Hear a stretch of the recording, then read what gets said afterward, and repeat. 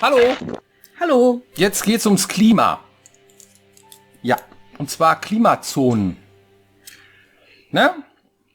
Also nicht Umwelt oder so, ne, ist auch wichtig. Klar, das Wichtigste wahrscheinlich überhaupt. Aber wir reden von Computerspielen. Wir sind nämlich zwei Piranhas und reden über unsere Computerspiele und machen hier Community-Arbeit. Und es gibt immer sehr viele Fragen auch an uns und so. Und eine davon ist irgendwie, wie ist das denn mit den Klimazonen? Wie baut ihr denn die Welt? Wie ist das denn alles und so? Und deswegen heißt diese Sendung heute Climate Zones. So. Ne?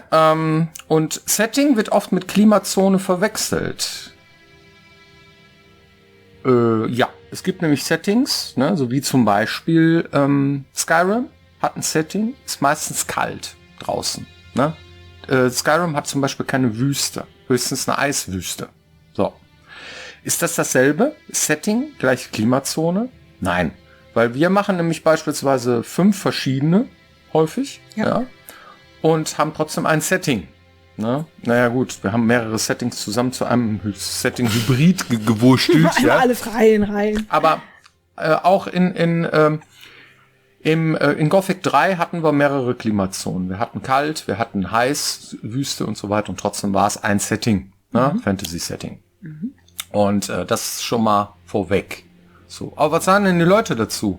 Wir haben weniger als 100 Leute gefragt, in welcher Games-Landschaft würdest du denn gern mal Urlaub machen? Na, bin ich mal gespannt, was dabei rauskam. Die haben nämlich Folgendes gesagt. Das Gefühl, ich spiele irgendwie nur in Games-Landschaften, wo ich mir denke, um Gottes Willen. In einem nicht zerstörten Hyrule vielleicht. Wo ich gerne mal Urlaub machen wollte, in der Karibik wieder. Ich hatte einen schönen Karibik-Urlaub, der war traumhaft. Da würde ich noch mal hin. Habe ich eigentlich schon. Es gibt, wenn man so Tropenwelten hat mit klarem Wasser, schöne Sandstrände, Palmen. Deswegen fand ich Risen 3 auch so gut, gerade das Anfangsgebiet. Aber ich war tatsächlich schon einmal auf den Malediven und da ist das genau das ist das Paradies. Das ist, also ja, solche Strandwelten.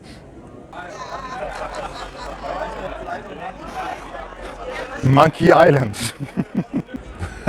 In welcher Games-Landschaft würde ich gerne mal Urlaub machen? Ja, dann auf jeden Fall irgendwas, was so mit den Genres, die ich mag, einfach gar nichts zu tun hat.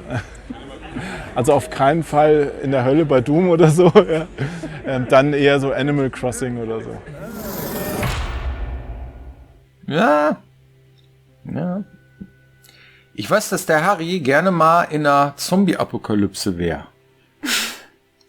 Ich glaub ihm nicht. Ich auch nicht so richtig, aber ich glaube, der findet das, naja gut, also virtuell findet man alles toll, ne? Aber der hat zum Beispiel auch noch nie so richtig VR gespielt, ne? Weil ihm fehlt noch so ein bisschen so das Quäntchen Realismus dabei, ist ihm noch nicht realistisch genug. Er hatte gesagt, irgendwie so dieses Netz vor Augen und Grafik und so, nee, hat ihm nicht gefallen. So, ne? Deswegen. Ja, der ist aber auch eine Nummer krasser. Also ich würde, glaube ich wäre wahrscheinlich eine der ersten Opfer so einer Zombie-Apokalypse. Ich glaube, ich wäre einfach instant gebissen. Ja. Ja, ich raff's überhaupt nicht. Du bist auch die Erste, die bei Final Destination drauf geht, ja? Wahrscheinlich. Ja. Kurze Rolle, ja. Also. Na gut. Ja, wo würdest du denn Urlaub machen am liebsten? Es gibt ja eine Geschichte aus dem Real Life, die ganz gut dazu passt. Ich war 15 Jahre alt und mein Bruder, der war krank. Und die mussten sich um den kümmern und so. Meine Großeltern haben gesagt, ach komm, Jenny, dann fliegen wir in Urlaub irgendwie, dann machen wir mal ein bisschen irgendwie Tapetenwechsel und du darfst dir aussuchen, wo es hingeht. Egal, irgendein Fleck auf der Welt, du darfst wählen. Und dann stand ich da und habe gedacht, oh mein Gott, vollkommene Überforderung, wo will ich denn hin? Und dann ratterte mein Gehirn und zu dem Zeitpunkt habe ich gerade Monkey Island gespielt. Und dann habe ich gedacht, ich möchte gerne tief in die Karibik. Und dann bin ich zu meinen Großeltern gesagt, da will ich hin. Da, wo Guybrush Threepwood rumläuft und möchte gerne auf die Spuren von Monkey Island. Und meine Großeltern haben gesagt, Karibik, okay, alles klar, Challenge accepted, wir fliegen jetzt für 3 Wochen in die Karibik. Das war ziemlich cool. Die Realität hatte dann doch ein bisschen was anderes als das Spiel, aber ich fand's super, dass die das mitgemacht haben und habe das dann umgesetzt. Und das war eine sehr gute Entscheidung, würde ich sagen. Schön. Ja, coole Geschichte. Wo würde ich denn gerne mal Urlaub machen? Ich habe mir da noch überhaupt keine Gedanken drüber gemacht. Aber ich finde, glaube ich, so eine Urlaub machen, ne? Sind immer diese blöden Monster, die immer so rumhängen. Ne? Sonst finde ich eigentlich, ich habe keine Ahnung. Weil jedes Mal, wenn ich irgendwie was denke, so, ja, Karibik ist cool und so weiter, aber Krokodile, ne? Hatten wir ja auch in Risen, ne? Rannten da Krokodile rum und Gorillas und so ein Zeug, ne? Also ist ja gut, okay, oder? Wie eine Schneelandschaft und so, Skifahren oder so, dann denke ich dann an diese komischen Yetis und Gedöns und so weiter. Das heißt also Games-Landschaft, in welcher Games-Landschaft würde ich gerne Urlaub machen wollen? Ich glaube in gar keiner. Ich glaube, ich finde Real Life am besten. Die meisten Spiele, die du magst, sind ja aber auch so furchtbar so. Ja. Das Spiel spielst du denn gerne? Ja, Prey. Oder, was hast du denn zuletzt gespielt? Ja, dieses Spiel mit diesem Motorradtypen da. Days Gone. Ja, super. Nee, da will ich auch keinen Urlaub machen. Nee, gar nicht, glaube ich. Gar nicht. Ne? Und selbst in Skyrim. Ja. Ne? Also wenn man mich, ich glaube, wenn man mich auf der Insel von Myst aussetzen würde, ne? Ich habe die Rätsel nämlich nicht mehr drauf. Ich glaube, da wäre ich auch völlig überfordert, ja. Würde das wahrscheinlich noch irgendwie hinkriegen oder so. Ich finde die roten Seiten so, ja. Wer weiß, ne? Aber ich glaube, es muss schon ruhig sein. Ohne Monster. Myst, glaube ich, wäre das Beste. Das ist total krass. Wir haben ja hier diese Würfel, ne? Hier das hier. Und es gab mal einen Zeitpunkt in meinem Leben, ich glaube, das ist so ungefähr 2-3 Jahre her. Nee, das ist länger, aber ich muss Corona mitzählen. 3-4 Jahre her. Ja. Da konnte ich diesen Würfel lösen. Aber auch nur durch reines Auswendiglernen, wann ich welchen Schritt tue. Würde man mich jetzt in einen Kerker sperren, mir diesen Würfel geben und sagen, wenn du den löst, kommst du wieder raus, dann würde ich sterben. Okay, dann werde ich mal nächste Sendung probieren, den zu lösen. Mal gucken, ob ich das schaffe. Innerhalb von 20 Minuten. Challenge accepted. Ja, mal gucken. Aber ich weiß nicht, ob ich mich dann konzentrieren kann. Ja, gut. Klimazonen. Waldregionen ist unser Klassiker. Was brauchen wir dafür? Naja, wir brauchen eine Menge Bäume. Ne? Warum mögen wir das so? Weil wir selber in so einer Region leben. Meistens. Ne? Wir kommen ja aus Deutschland, ne? Und da gibt's viel Tannenwald und Wälder und so weiter. Deswegen mögen wir das auch am liebsten, glaube ich. Ne? Auch, aber auch ganz generell ist Vegetation schön. Vegetation in Spielen macht Spaß. Und das auf vielfältigste Art und Weise. Und deswegen, gerade optisch ist das so ein Genuss, manchmal durch so eine Gegend zu gehen, in der viel unterschiedliche Vegetation herrscht. Da kann man unwahrscheinlich viel mitmachen, auch thematisch. Du kannst, was weiß ich, wenn du es lila einfärbst, hast du das Gefühl, du läufst auf einem außerirdischen Planeten rum. Wenn es irgendwie sattes Grün ist, hast du das Gefühl, boah, jetzt ist gerade der Frühling ausgebrochen. Und du kannst es irgendwie neblig machen, dann wird's gruselig. Und Vegetation ist unwahrscheinlich schön in Spielen Dinge in Szene zu setzen. Wenn du zum Beispiel eine glatte Umgebung hast, dann ist es cool, aber wenn du zum Beispiel noch Sachen bemoost oder irgendwie so und schon wirkt das Ganze ganz anders. Also ich bin ein sehr großer Fan von Vegetation. Ja, ich auch. Schneelandschaften hatten wir auch, erwähnt kurz. Ne? Die sind aber meistens ziemlich leer. Man muss die schon interessant gestalten mit irgendwie Felsvorsprüngen und Höhlen und so weiter. Ansonsten ist so eine Pläne der Langeweile, ohne dass irgendwas, wenn Schnee drauf ist, ist halt nicht so spannend. Man muss es spannender gestalten. Ne? Ich hatte gerade Skyrim noch erwähnt. Ne? In Skyrim haben die auch Schnee, aber es ist halt nicht durch Schnee zu warten. So, es gibt auch Spiele, die machen das total gut.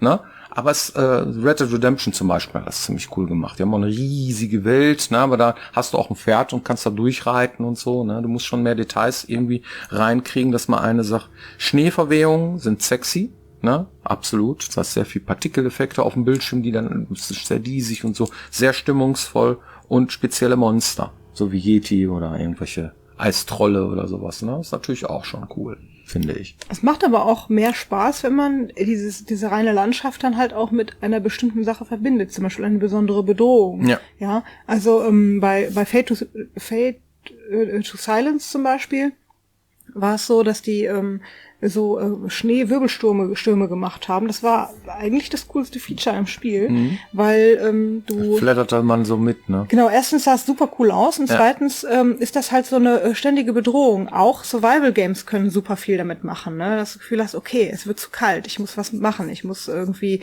die Nacht bricht ein, ich muss vor der Nacht zu Hause sein oder solche Elemente kannst du ins Spiel mit einbringen, die machen es dann halt spannend und du hast dann das Gefühl, du bist wirklich drin. Und so etwas mit dieser reinen Landschaftsoptik zu verbinden, macht dann unbedingt Sinn. Ja. Wüste. Ja, Wüste ist auch übersichtlich, ne? Wir haben 3 Gilden angeboten bei Elex.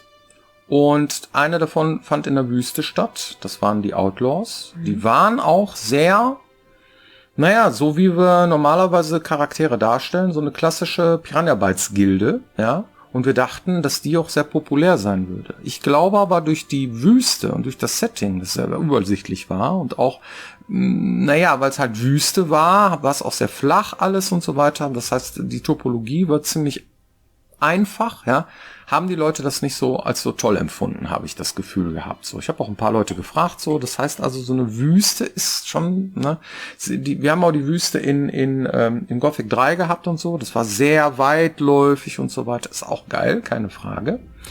Aber Wüste ist schon schwierig. Ich spiele gerade Mad Max, das spielt in der Wüstenregion, aber du hast auch ein Auto, das heißt, das sind sehr viele Straßen und so, ein paar Spots, ne, das heißt, das sind so Hubs, wo du halt campst und machst und tust und in Höhlen reingehst und so weiter. Da bist du mit dem Max unterwegs und es gibt halt das Drumherum, was alles miteinander verbindet. Die Straße muss man mit dem Auto fahren. Also mindestens so muss man es machen in der Wüste, ja, damit das funktioniert. Wir haben ja sowas nicht. Wir haben Fliegen, immerhin, ja. Gut, mit Fliegen ist es natürlich auch so eine Sache, das könnte man auch noch mal machen, sowas, ne? Das heißt, wenn man fliegt und irgendwie über eine Wüste, so, das ist dann auch schon cool. Aber man muss aufpassen, dass es nicht zu leer wirkt. Zerklüftete Land... Okay, du wolltest was sagen? Ja, es gibt ja diesen Unterschied zwischen dieser typischen Sahara-Wüste, irgendwie ist erstmal Sand und Hügel und weiß. Und dann gibt es irgendwie diese typische mexikanische Wüste, ja, da hast du dann deine Kakteen und deine Steppe, ja, und diesen ganzen Kram und die Wüste steht und fällt mit dem, was sich darin befindet. Das heißt, wenn du irgendwie die gähnende Langeweile machst, wo nie was passiert irgendwie, dann ist sie bloß ein Überbrücker. Nur eine Pläne, ne? Aber wenn man irgendwie da Geheimnisse reinbaut oder was weiß ich, so Dune-mäßig unterirdische Behausungen reinmachen würde oder mehr, dass auch dort Vegetation stattfinden kann, die halt zur Wüste passt und so und dann machst du irgendwie Oasen und Gedöns. Dann auf einmal wird die Wüste auch per se interessanter und steht und fällt immer mit ihren Inhalten. Finde ich auch, absolut. Besser ist trotzdem einfacher, zerklüftete Landschaften wie Ignadon und Gebirge zu machen. Das ist auf jeden Fall immer interessanter, weil du halt sehr viel Sachen du hast nicht den ganzen Überblick. Das heißt, du gehst dann mal um die Ecke, wo bin ich jetzt gerade, du hast ein paar Orientierungsschwierigkeiten, so, ne, musst dich halt orientieren und musst halt gucken, wie komme ich da hoch, wie komme ich da hin und so weiter. Das heißt, zerklüftete Länder sind immer spielerisch interessanter. Meistens. Ne? Ja, man kann auch das eine mit dem anderen verbinden. Man kann auch eine zerklüftete Schneelandschaft oder eine zerklüftete Wüste machen. Die ist dann interessanter als die Pläne. Absolut. Ja, so klassische Wüste ist halt schwierig. Dschungel ist sehr unübersichtlich. Es hat auch sehr viel davon, wirkt aber sehr klein. Meistens, ne? Weil man nicht sehr weit gucken kann, weil sehr große Bäume da sind und so weiter. Hat das auch schon mal. Wir haben auch schon große Welten, so im Risen-Universum dargestellt, wurden von vielen Spielern als zu klein empfunden, weil sie halt irgendwie sehr dschungelig waren und sehr irgendwie nur bis zum nächsten Dings gucken konntest, so. Und wenn du es andersrum machst, das heißt, wenn du es dann größer ziehst, um mehr davon reinzupacken, dann verläuft man sich aber auch ganz übel, so dass man da aufpassen muss. Dann streckt man die Spielzeit künstlich, wird einem dann als Entwickler vorgeworfen, so. Das ist, mit Dschungel ist nicht so einfach. Wenig davon ist immer, also, ist cool, aber wenn dann wenig, ne? Sonst ist das halt, das zerläuft sich. Gibt auch Spiele, die Dschungel machen und gut sind. Also nicht so absolut sehen. Wir haben generell die Erfahrung gemacht, dass wenn du unterschiedliche Arten von Klimazonen und Topologien in dein Spiel einbaust, kann man sich natürlich im Großen und Ganzen, wenn das schon so ein Riesenspiel ist, etwas leichter orientieren. Weil du dir dann ungefähr merkst, wo was ist. Ja, also wenn du eine riesige Spielewelt machst und alles ist gleich, also gleiche Klimazone, gleiche Topologie, gleiche Steine, gleiche Vegetation, dann ist es natürlich für den Spieler viel anstrengender, Dinge zuzuordnen. Okay, diese Fraktion gehört jetzt in die obere linke Ecke, lass mich mal auf die Karte gucken. Und anstatt zu sagen irgendwie, da hinten werden die Steine dunkel, da ist Ignadon, da finde ich die Kleriker. Das ist natürlich einfacher, diese Dinge dann miteinander zu verbinden und erleichtert einem so dann auch das Gameplay an der Stelle. Absolut. Ein See mit Wasser oder zugefroren? Oder unzugefroren. Hat dasselbe Problem wie die Wüste. Das ist langweilig, meistens, wenn man so eine große Seefläche hat, so, ne? Also man muss mindestens drin laufen können, ein paar Bäume reinstellen, ein paar Inselchen oder so, um das Ganze ein bisschen aufzubrechen. Sonst hat man das Problem, dass es halt zu weitläufig ist. Haben wir auch teilweise gemacht und manchmal, um Sachen aufzulockern und dann mal irgendwie was Besonderes zu machen an einer Stelle, der Stausee zum Beispiel bei Elex hinten, ne, ist auch so ein großer See. Das ist cool, ne? Man darf nur nicht zu viel davon machen oder es zu häufig machen, sonst hat man das Gefühl, man rennt nur irgendwie sinnlos durch die Gegend. Das muss man schon irgendwie vernünftig machen. Auch da hilft immer die Abwechslung. Deswegen sind wir große Freunde davon, Landschaften erstmal generell, wenn sie da sind, zu bestücken mit sehr vielen unterschiedlichen Situationen und Mini-Locations, so nennen wir die, damit in einer erstmal scheinbar gleichmäßigen Gegend unterschiedliche Dinge passieren. Ja, auf die der Spieler dann treffen kann. Und das macht es ja dann wieder spannend. Da kommen dann so Sachen ins Spiel wie Gebäudeteile, Höhlen, Ereignisse, sowas wie die typische, der Karren ist umgekippt, Gedöns und sowas. Der Händlerüberfall. Der Händlerüberfall, genau. Ja, gibt noch andere Spielflächen, Dungeons, Banditenlager, Mini-Locations und Städte. Das sind meistens Dinge, die einen einschnüren oder die halt die Spielfläche verkleinern und sehr in den Mikrokosmos den Spieler zwingen und aus dem Makrokosmos raus. Das heißt, da ist nicht mehr Exploren angesagt, doch auch, aber es ist alles sehr viel kleiner. Du gehst um die Ecke, da ist ein NPC, dann ist da einer, hier steht einer, mit wem spreche ich als erstes? Das ist alles sehr dicht, eine dichte Spielfläche. Davon haben wir auch ein paar, ne? Zu viele davon zu machen und die mit Inhalt zu füllen, wirkt am Ende auch nicht wirklich spannend. Das ist nämlich so, wenn du in einen Kaff reinkommst und sagst so, jetzt muss ich jetzt mit jedem erstmal reden und die ganzen Quests abgrasen. Na gut, okay, fängst du mal mit dem ersten an. Ach ja, ich sehe scheiße aus, ich komme hier nicht rein, bla bla bla. Also, das heißt, ein paar Sachen erwartet man noch schon und so. Das heißt, man muss es auch am besten auflockern, das Pacing. Auflockern. So kleinere Spots zu machen oder so auch mal größere oder so. Ich habe sehr oft gehört, die gerade über Dungeons haben wir gesprochen, ne? Und da haben die gesagt, mehr Dungeons in Elex 2 wären cool gewesen, aber auf der anderen Seite hat man sich bei den Morkons verlaufen, die Höhle war zu groß. Ja, das war so eine These, die da aufgekommen ist. Und das zeigt irgendwie, dass man auf jeden Fall Sachen gut verteilen muss. Ne? So, das heißt also auch mal hier eine Höhle, mal da eine Höhle und nie zu viel von einer Sache an einer Stelle. Und wenn die Städte zu groß werden, dann hat man genau diesen Effekt. So, ne? Das heißt, da muss man auch ein bisschen aufpassen mit so Geschichten. Gut, wir reden über Klimazonen, ja, und damit dann halt auch über Locations an sich, wie man die ausstaffiert, wie man die darstellt und so weiter. Und jede dieser Städte oder Dungeons und so weiter hat dann auch ihre eigene Art, wie sie in einer Klimazone wirkt. Wir hatten diese Wüste umfunktioniert zu einem grünen Land in Elex 2 zum Beispiel. Das heißt, Tavar ist ein bisschen grüner. Das ist so das Waldland jetzt mittlerweile geworden. Ja.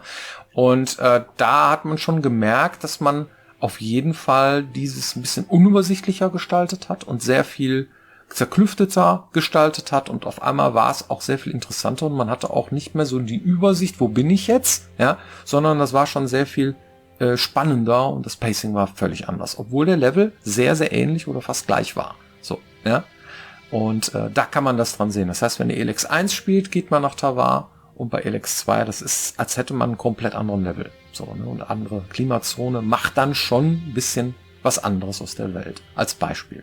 Ich habe mich am Anfang auch derbe verlaufen. Ne? Aber das ist ganz cool, denn Es gibt so ein paar Questreihen, gerade in Elex 2, wo das eine mit dem anderen verbunden wird. Ne, das heißt, wo dich Leute in die Stadt und wieder rausschicken oder dir Wege zeigen. Und das fand ich wirklich sehr, sehr gelungen, da quasi zu folgen, wenn man selber noch nicht so die Orientierung hat. Und das hat mir extrem geholfen. Das erklärte die Welt. Ja, Ne? Gut. Hast du eine Community-Frage? Bestimmt. Also hier fragt jemand nach den Missionen. Ne? Es gab mal irgendwann eine Folge, da haben wir irgendwas über Missionen erzählt und dass wir irgendwie die Missionen der anderen, in dem Fall zum Beispiel von Harry und Amadeus, spielen und die vorher noch nicht kennen. Und das fragt sich der Zuschauer, wie kann denn sowas sein? Wieso kennt ihr nicht von vornherein alle gegenseitig eure Missionen? Ihr habt die doch mit designt und wie funktioniert das überhaupt? Ja, also, nein, man kennt sie nicht komplett, man spricht sie durch, wir lesen sie, ja, können sie beurteilen anhand des Quest-Designs und der Sheets, die erstellt worden sind, ob da wo irgendwelche groben Klopper drin sind. Und wir wissen auch, worum es inhaltlich geht. Ich zum Beispiel lege fest, worum es in einer Stadt geht, was für interne Konflikte die haben, welche Charaktere da vorkommen können, ja, wie die drauf sind, wie die Gilde funktioniert, welche Bewaffnung die haben, wie die aussehen, was für eine Hierarchie die haben, wie die heißen, die Hierarchien und so weiter. Das heißt, das ganze Setting einer Gilde lege ich fest. Und dann kommen andere Menschen, die dann sich das angucken und sagen, okay, jetzt müssen wir hier ein paar Quests machen. Jetzt müssen wir sowas wie ein Lager aufbauen, jetzt müssen wir irgendwie so eine Lagerführung da reinmachen oder eine, keine Ahnung, ein Typ, der mit dem Klemmbrett vorm Lagerhaus steht und hin und her und so weiter. Und diese Quests, die sind dann auch designt und die lesen wir dann auch durch und gucken uns das an und haben sie dann auch sofort wieder vergessen. Also das ist immer so, ihr müsst euch das vorstellen, das ist der Unterschied zwischen Theorie und Praxis, ja. Natürlich müssen wir alle unsere Quests gegenseitig lesen und zusammen designen, damit wir vom selben sprechen, von denselben Themen, damit wir uns nicht widersprechen, diese Dinge. Aber das ist alles sehr trocken. Das ist erstmal, ich sag jetzt mal so auf Papier, also im Wiki. Aber umsetzen, damit wir lukrativ arbeiten, tun wir natürlich parallel, ja. Also während ich eine Quest umsetze, setzt er welche um und die anderen auch und so weiter. Und während das passiert, wissen wir natürlich nicht, was der andere sich jetzt gerade für einen Dialog ausgedacht hat oder sowas in der Art. Und wenn die dann fertig sind und wir dann unsere Sachen wieder gegenseitig spielen, dann ist das was völlig anderes, also so einem Charakter in der Welt zu begegnen, den anzuklicken und zu gucken, was hat er denn jetzt für mich, als das vorher im Design durchzulesen, ja, weil welche Nuancen der Charakter hat, wie er sich jetzt gibt, wie ich mich dabei fühle, welche Choices ich jetzt tatsächlich habe an Antwortmöglichkeiten, das ist einfach ein komplett anderes Spielgefühl. Wenn man mal ein einfaches Beispiel nehmen, Sie legen zum Beispiel Namen fest und sagen so, das ist unsere Namensliste, guckt euch mal die Namensliste an. So. Und dann ist in der Wüste einer, der Isaac heißt. Und dann ist dann irgendwo in einem zerklüfteten Land einer, der Isaac heißt. Der eine mit C, der andere mit K. Bei Wiki gibt man dann diesen Namen ein und macht dann eine Seite da draus. K mit K ist nicht mit C. Das heißt, das matcht nicht. So, das merkt man nicht, dass man aneinander vorbei implementiert hat.